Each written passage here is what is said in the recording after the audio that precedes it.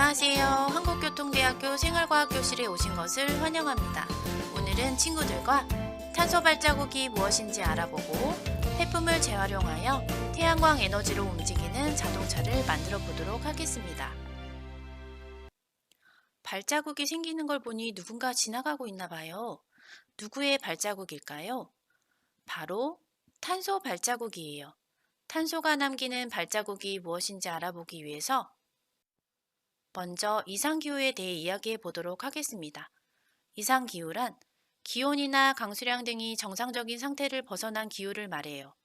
예를 들면 겨울이 따뜻해서 매미나방, 대벌레 같은 벌레들이 대량으로 나타나 산림에 피해를 주거나 따뜻해야 할 봄의 이상 저온 현상으로 새싹들이 얼어 농작물 피해를 입고 긴 장마와 집중호우로 홍수 피해가 발생하거나 반대로 비가 오지 않아 건조한 날씨로 산불 피해가 발생하는 경우 등을 얘기할 수 있어요.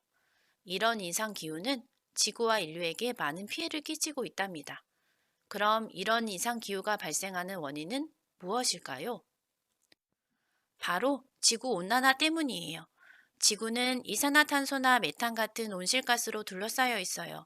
지구가 생물이 살아가기 좋은 온도를 유지할 수 있는 이유는 지구에 도달한 태양에너지의 일부는 우주로 다시 방출이 되고 나머지는 온실가스에 의해 흡수되어 다시 지구로 보내지기 때문이에요. 그래서 우리가 이불을 덮고 따뜻하게 잘 수 있는 것처럼 지구를 따뜻하게 해주는 역할을 하는 것이 온실가스입니다. 그런데 산업이 점점 발달하면서 온실가스가 너무 많이 발생하게 되었고 지구가 뜨거워지게 되었어요. 이런 현상을 지구온난화라고 한답니다. 그럼 탄소 발자국은 무엇일까요? 탄소는 온실가스 중 가장 많은 비중을 차지하고 있는 기체이기 때문에 탄소를 줄이기 위한 노력들을 시작하게 되었는데 사람들은 어떤 노력을 해야 될지 잘 몰랐어요. 그래서 어떤 활동을 할 때 발생되는 탄소의 총량을 탄소가 남긴 발자국인 탄소 발자국에 표시하게 되었고 어떤 노력을 해야 탄소를 줄일 수 있는지 알 수 있게 되었답니다.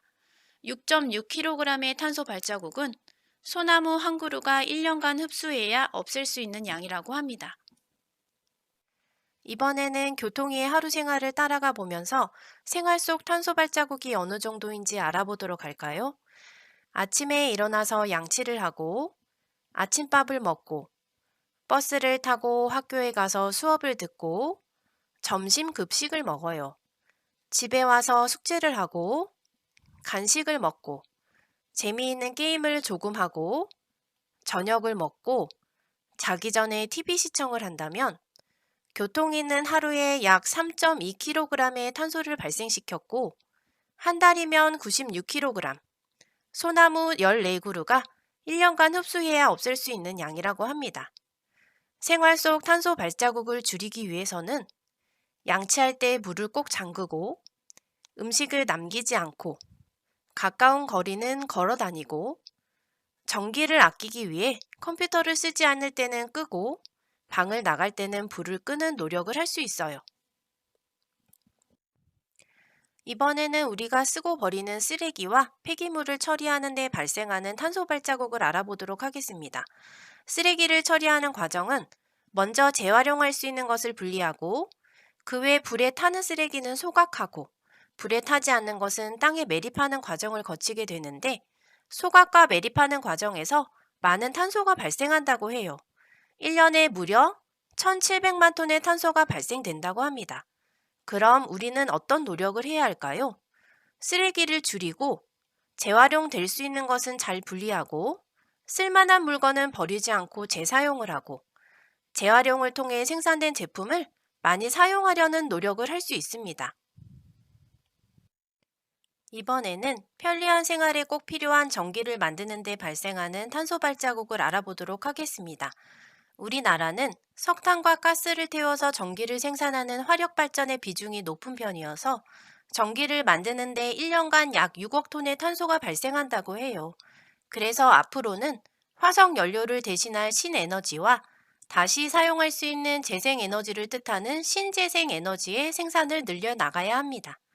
신재생에너지에는 태양의 빛 에너지를 전기로 바꾸는 태양광 에너지, 바람의 운동을 이용한 풍력 에너지, 물이 떨어지는 힘을 이용하는 수력 에너지, 물을 전기 분해하여 얻은 수소를 이용한 수소 에너지 등이 있답니다. 현재 지구의 온도는 이미 1도 상승했고, 지구는 이상기후 등으로 아파하고 있어요. 만약 지구가 1.5도 상승한다면 어떻게 될까요? 아마도 지구상의 모든 생물은 지금처럼 행복하지 못할 거예요. 그래서 전 세계 나라들은 탄소를 배출하는 만큼 탄소를 흡수해서 탄소 배출량을 0으로 만드는 탄소 중립을 이루기 위해 많은 노력을 하고 있답니다. 우리나라도 2050년까지 탄소 중립을 이루기로 약속을 했답니다. 앞으로 우리 친구들도 탄소 중립을 이루는 데 작은 도움이 될 수 있도록 노력해야겠지요? 지금부터는 폐품을 재사용하고 태양광 에너지를 이용한 자동차 만들기를 해보도록 하겠습니다. 아래 사진을 참고하여 너무 크거나 무겁지 않은 폐품을 준비해 주세요.